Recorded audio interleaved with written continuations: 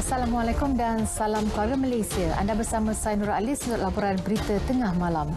Saudara, kira-kira 700 rumah atas air musnah dalam kebakaran di Kampung Kurnia Jaya, Batu Empat, Jalan Apas, Tawau, Sabah. Ketua Operasi JBPM Zon Tawau, Syukur Hatta berkata pihaknya menerima panggilan kira-kira pukul 4.45 petang sebelum menggerakkan 53 anggota bomba Zon Tawau dan Balai Bomba Sempurna ke lokasi kejadian untuk mengawal kebakaran. Api berjaya dikawal kira-kira pukul 9 malam daripada terus merebak ke kawasan berhampiran.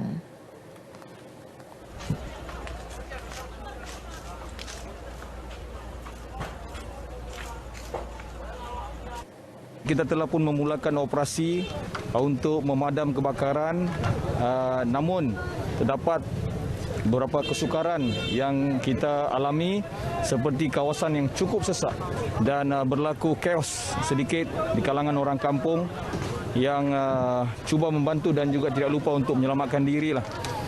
Dan pada masa ini, apa yang saya boleh bagi tahu, anggaran kasar jumlah rumah yang terkesan terbakar hangus iaitu sebanyak 700 buah rumah. Beliau berkata demikian kepada pemberita di lokasi kejadian. Beliau menasihatkan penduduk yang tinggal di kampung air supaya lebih mengutamakan keselamatan. Operasi pemadaman turut dibantu Polis Diraja Malaysia, PDRM, rela dan anggota pertahanan awam. Kejadian tu kami dengan anak-anakku lah dengan nonton TV.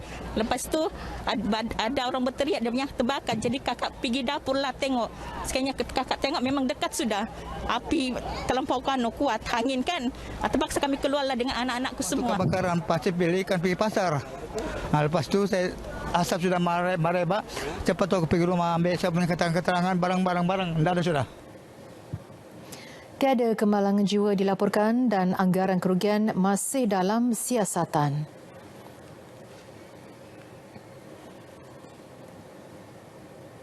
Pencarian wanita hilang dipercayai di baham buaya di Sungai Telong Suai, Niah dekat Miri berakhir. Mangsa berjaya ditemukan di kawasan Sungai Telong Merah 1.30 petang tadi dalam keadaan terlungkup dan tangan sebelah kanan putus. Ketua Bomba dan Penyelamat Miri, Lau Poh Kiong, yang mengesahkan kejadian itu memaklumkan jarak mangsa dijumpai dari lokasi kejadian dianggarkan kira-kira 300 meter. Mangsa berumur 43 tahun dikenali sebagai Demit Chagai dari rumah Florence, Sungai Telong Suai. Terdahulu dalam kejadian itu semalam, saksi kejadian iaitu ibu bapa mangsa memberitahu mangsa dibaham buaya ketika mereka pergi menangkap ikan di sungai berkenaan. Satu sindiket pengedaran dadah tumpas selepas dua lelaki ditahan dengan rampasan lebih 478 kg ganja dan syabu.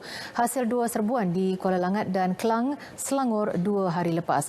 Dadah dirampas bernilai kira-kira 1.53 juta ringgit disimpan di sebuah pangsapuri di Klang. Pengarah Jabatan Siasatan Jenayah Narkotik JSJN, Datuk Ayub Khan Maidin Piche berkata sindiket itu menyelundup masuk dadah melalui sempadan Malaysia Thailand menggunakan jalan darat bagi pasaran Lembah Kelang. Sindiket ini dipercayai mula aktif sejak bulan Mac tahun ini.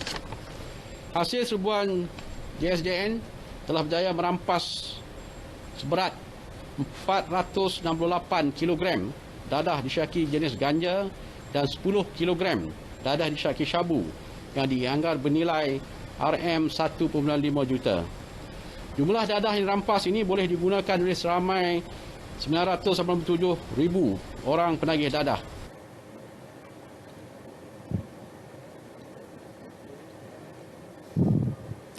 Curi tong sampah roro, cat semula dan sewakan. Itu modus operandi geng SARA yang aktif mencuri tong sampah roro sejak setahun lalu di sekitar Sentul.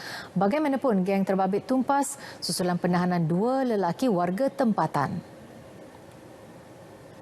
Pihak polis telah berjaya merampas 5 buah tong sampah roro bin yang dilaporkan hilang. Kesemua rampasan tersebut dianggarkan bernilai RM40,000. Selain itu, polis juga merampas sebuah lori yang digunakan untuk menarik tong sampah roro yang dicuri itu. Di Kelantan, 13 pendatang asing tanpa izin parti warga Myanmar dicekup semalam di kawasan Semak Kampung Bakong, Pasir Mas. Kesemua mereka cuba memasuki negara melalui Sungai Golok. Pegawai Pemerintah Pasukan Gerakan AM PGA Batalion 8 Superintenden Mat Syukur Yusof berkata kesemua parti berusia lingkungan 20 hingga 40-an itu sedang menunggu untuk diseluduk ke negara ini. Myanmar ni seperti mana kita pun maklumlah, kalau di kebanyakan mereka dia akan bertumpu kepada di kawasan Semenanjung Barat, belah barat iaitu Kuala Lumpur, Selangor, Johor, dan bidang mereka ni selalunya peladangan, kontrak perumahan, dan juga Myanmar ni memang terkenal dengan perniagaan seperti di pasar burung. Dia ramai orang di sana. Superintenden Mat Syukur turut memaklumkan 65 kes dilaporkan dengan 121 tangkapan dibuat sepanjang tempoh penugasan Op Wawasan Kelantan yang dilaksana dalam tempoh sebulan. 47 kenderaan turut disita membabitkan nilai rampasan keseluruhan lebih 3 juta ringgit. Ditempatkan dalam bilik usang yang sempit dan kotor.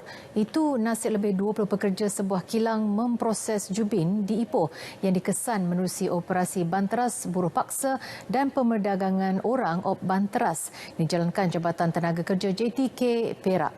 Hasil operasi tersebut mendapati kesemua unit penginapan gagal mendapatkan perakuan sah daripada jabatan itu.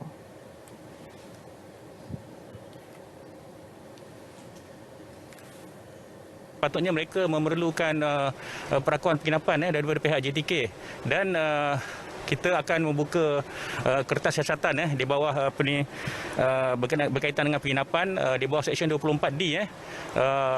Jika sabit kesalahan mana-mana majikan yang tidak mendapat perakuan penginapan, mereka boleh didenda sehingga RM50,000 ataupun penjara setahun ataupun kedua-duanya sekali.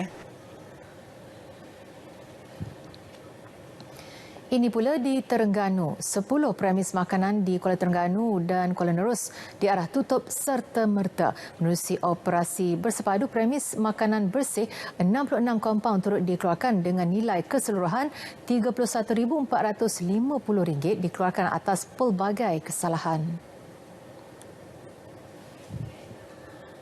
Antara kesalahan dikesan kehadiran tikus, peti sejuk untuk penyimpanan bahan mentah tidak berfungsi dan selain premis kotor dan tidak terurus.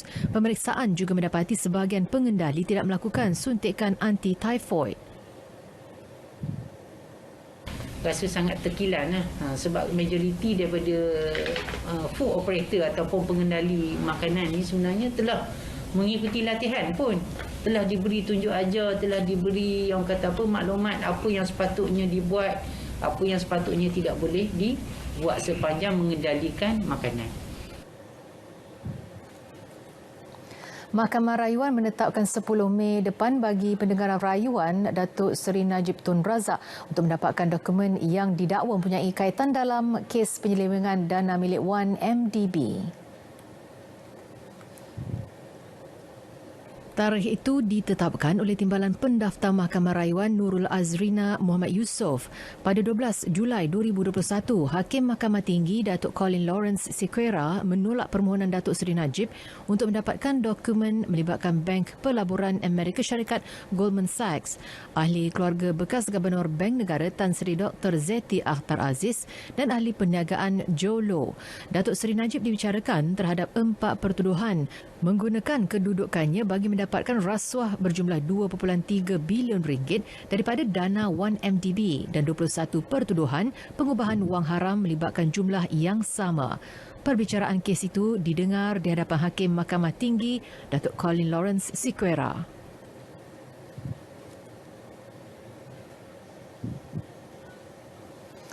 Di Mahkamah Magistrate Kuala Lumpur, seorang wanita mengaku tidak bersalah atas pertuduhan memperdaya seorang ahli perniagaan menyerahkan lebih RM94,000 berhubung tawaran gelaran Datuk Seri. Tertuduh Ong Li Shi, 39, didakwa memperdaya Ding Fan Wui, 33, untuk menyerahkan wang secara berperingkat ke dalam akaun banknya. Kesalahan dilakukan di sebuah restoran di Jalan Bukit Bintang pada 9 Disember 2021. Sementara itu, rakan tertuduh Chin Kah Fuk turut mengaku tidak bersalah bersubahat menyembunyikan wang kepunyaan mangsa. Mahkamah menetapkan 26 April dan 1 Jun ini untuk sebutan semula kes. Polis Johor menafikan kejadian penculikan, pembunuhan dan pengambilan organ dalaman kanak-kanak yang didakwa berlaku di beberapa tempat di negeri itu seperti yang tular di Facebook dan WhatsApp. Ketua Polis Johor, Datuk Kamarul Zaman Mamat berkata audio yang ditularkan itu adalah tidak benar dan ia pernah tular 3 tahun lalu. Semua kampung yang ada jauh atau dekat sekarang ini ada berlaku. Hilang budak-budak umur 12 tahun hingga 20 tahun. Ambil kepala. Menurut beliau, kejadian tersebut tidak pernah berlaku di negeri itu. Datuk Kamarul Zaman menerusi kenyataan berkata ia cubaan menakutkan dan mendatangkan kebimbangan kepada orang ramai. Sekarang mereka Khusus untuk pelajar Institut Pengajian Tinggi IPT daripada golongan B40 akan dibuka bermula pertengahan April ini. Menteri Komunikasi dan Multimedia Tan Sri Anwar Musa berkata 400,000 pelajar seluruh negara dijangka mendapat manfaat daripada program berkenaan. Mereka terdiri daripada pelajar IPT awam dan swasta, kolej komuniti dan kolej di bawah Kementerian Pengajian Tinggi. Terutama daripada golongan yang miskin dan juga di bawah kumpulan B40 yang pendapatan ibu bapanya tidak melebihi RM4,850 sebulan boleh memohon untuk mendapatkan peranti-peranti yang boleh mereka gunakan semasa mereka belajar. Ini termasuk pelajar-pelajar yang baru mendapat tempat di universiti nanti. Apabila mereka telah mendapat tempat, mereka juga boleh mula memohon bermula pada bulan April ini dan pada bulan Jun roll out program perantis ataupun perantis siswa kepada pelajar-pelajar miskin. Menurut beliau, satu unit khas akan dibentuk bagi mengenal pasti mahasiswa IPT yang layak menerima pakej Peranti Siswa Keluarga Malaysia. Pakej Peranti Siswa Keluarga Malaysia diumumkan dalam pembentangan bajet 2022 membabitkan peruntukan RM450 juta sejajar dengan hasrat kerajaan memastikan rakyat terutamanya pelajar IPT mempunyai peranti dan akses internet pada kos yang berpatutan. Ia bagi membantu pelajar IPT menjalankan aktiviti pembelajaran dalam talian melayari internet untuk tujuan penyelidikan dan komunikasi. Dalam perkembangan sama, Tan Sri Anwar berkata penyertaan dan penglibatan pemimpin masyarakat serta IPT dialu-alukan bagi menjayakan inisiatif Peranti Siswa Keluarga Malaysia. Ini bagi memastikan setiap mahasiswa dalam kalangan keluarga B40 yang layak tidak tercicir daripada menerima manfaat inisiatif berkenaan. Saya mengharapkan nanti setelah database itu disiapkan dan sistem permohonan online dapat dibentuk secara bersama oleh KKM dan KPT, kita bersedia untuk permohonan dibuat melalui perakuan yang dibuat oleh wakil-wakil rakyat mereka. Boleh. Ya. Tapi yang pentingnya saya nak permudahkan, sebab tu mereka boleh terus pergi online. Ya. Tapi katakanlah mereka duduk di satu kawasan, mereka nak pohon, senarai-senarai nak disusun, dibantu susun oleh wakil-wakil rakyat, saya mengalu-alukan. Memudahkan urusan satu keperluan dan seiring pendigitalan. Itu reaksi orang ramai berhubung usaha menambah baik dan memperhebatkan kualiti perkhidmatan jalur lebar khususnya ke kawasan luar bandar.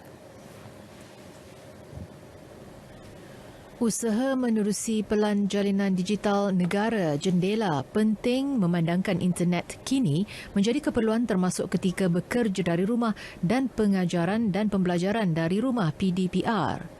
Sangat setuju, bukan pada pendalaman kita yang dekat KL ni pun, lain pun kadang-kadang ya sekarang dah tengah COVID dan overall semuanya meeting online pun kadang-kadang hanging. Secara peribadi memang setujulah, memang sangat sokong sebab untuk manfaat rakyat. Itu pun saya setuju sebabnya dalam kawasan pedalaman kita semua tahu yang keadaan jalan dan lain-lain tu sangatlah berada dalam keadaan yang kekurangan. Jadi pada pendapat saya benda tu sangatlah dipersetujui. Terdahulu, Menteri Komunikasi dan Multimedia Tan Sri Anwar Musa memaklumkan setakat suku keempat 2021, 1,131 menara baharu telah siap dan 30,180 stesen pemancar siap dinaik taraf. Peratusan liputan 4G di kawasan berpenduduk telah meningkat kepada 95.40% pada suku keempat 2021 berbanding 91.8% sebelum pelaksanaan jendela pada suku kedua 2020. Saudara, pengeluaran khas kumpulan wang simpanan pekerja KWSP yang diumumkan Perdana Menteri semalam satu berita gembira kepada kebanyakan pencarum. Namun, pencarum yang terlibat perlu memanfaatkan kemudahan itu dengan berhemah untuk menyelesaikan tanggungjawab kewangan. Ikuti laporan disediakan wartawan Jasmaidi Mat Arif.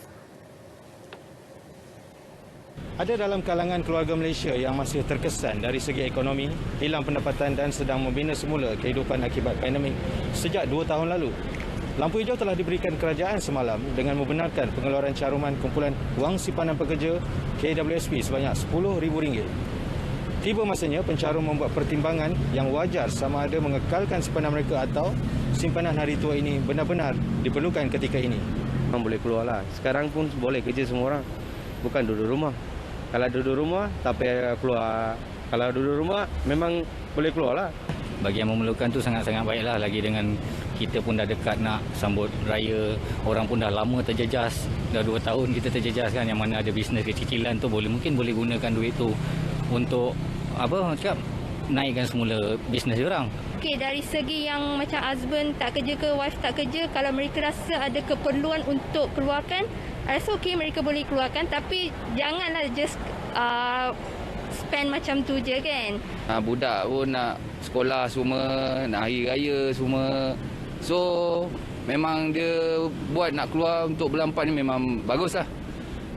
Untuk yang siapa nak berniaga bulan puasa ni memang memerlukan duit kan. Kita pun PKP dah 2 tahun.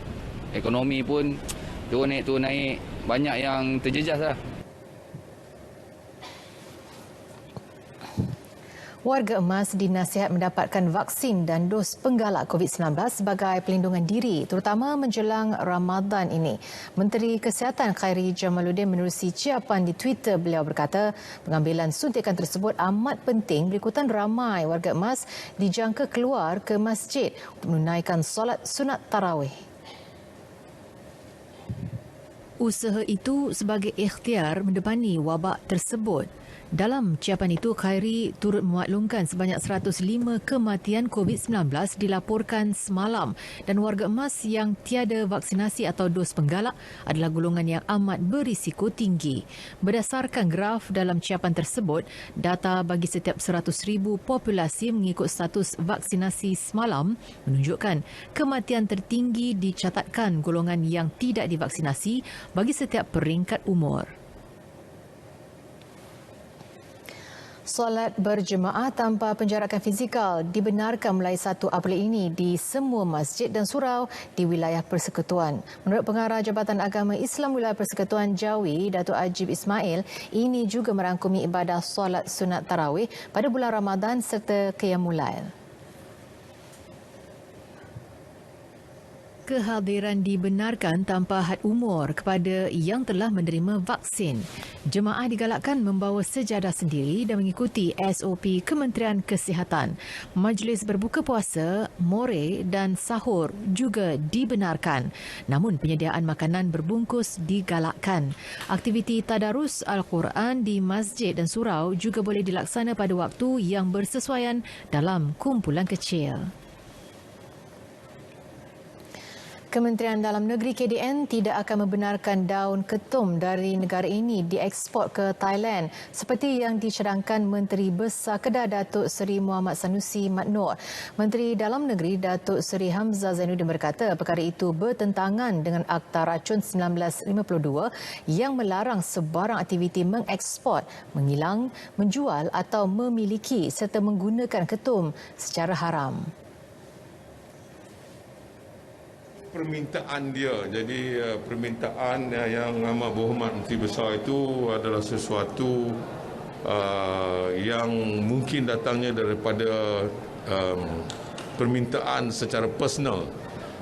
Maka kita akan tengok semula sebab dalam waktu ini kita tidak benarkan.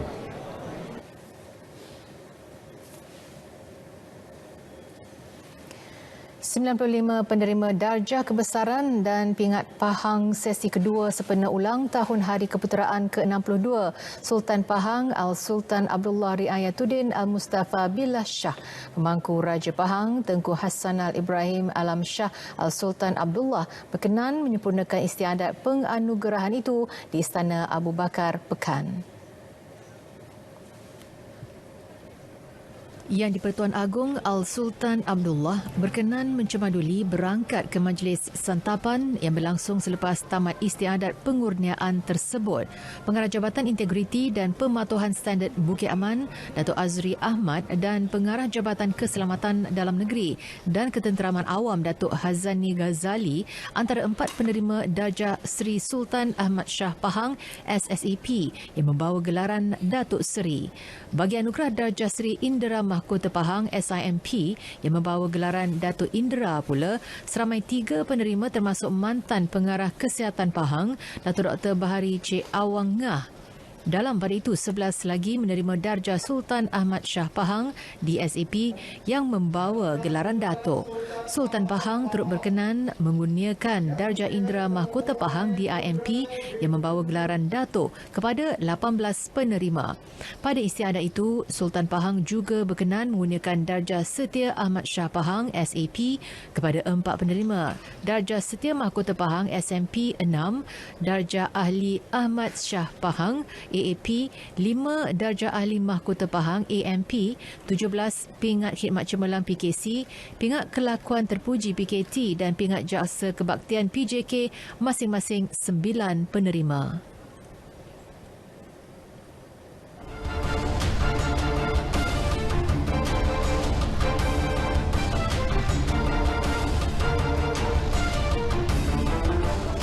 Segmen sukan kita mulakan dengan kejohanan badminton All England. Pasangan pilihan ke-8 dari Malaysia, Ong Yu Sin, Teo Yi tersingkir di pusingan kedua, tewas kepada pasangan Muhammad Syahibul Fikri, Bagas Maulana dalam 3 set. Berlangsung di gelanggang One Utilita Arena Birmingham, ini adalah pertemuan kali pertama antara kedua-dua beregu. Set pertama berpihak kepada pasangan Indonesia dengan kemenangan 24-22 dalam tempoh 20 minit. Memasuki set kedua, pasangan Yusin Yi menunjukkan penguasaan apabila berjaya menutup perlawanan dengan 21-13 sekaligus mengheret ke set ketiga. Di set penentuan ini, kedua-dua beregu mempamerkan aksi lebih sengit sehingga pertengahan perlawanan sebelum Fikri Maulana menang 21-17.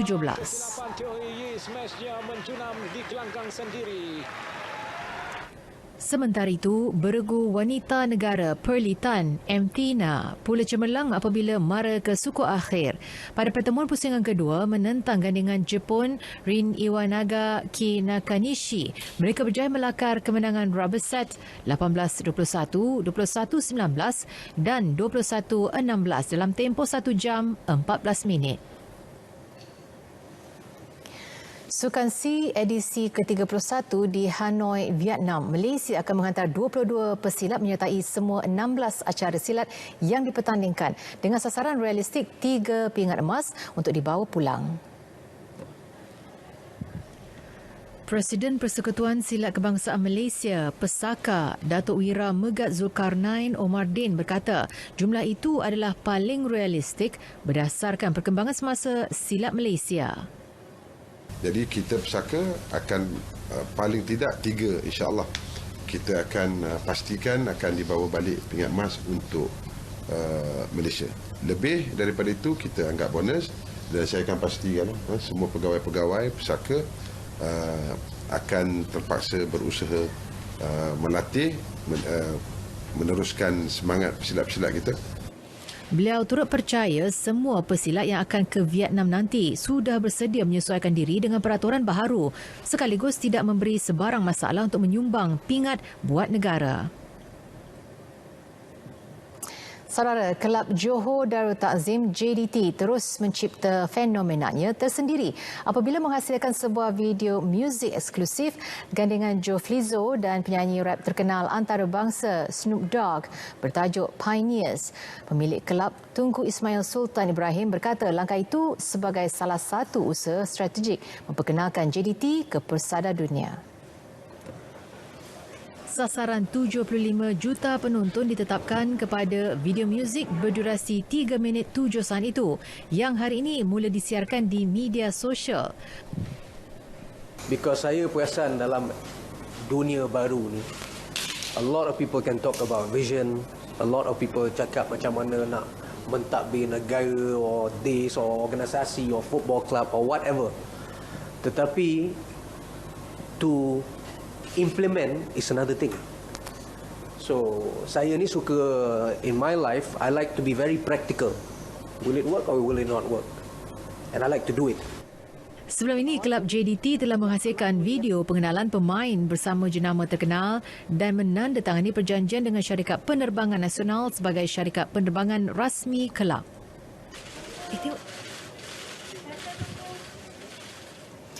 Saudara, berita tengah malam berakhir di sini. Dapatkan perkembangan sahih sepanjang masa melalui portal berita RTM di berita.rtm.gov.my.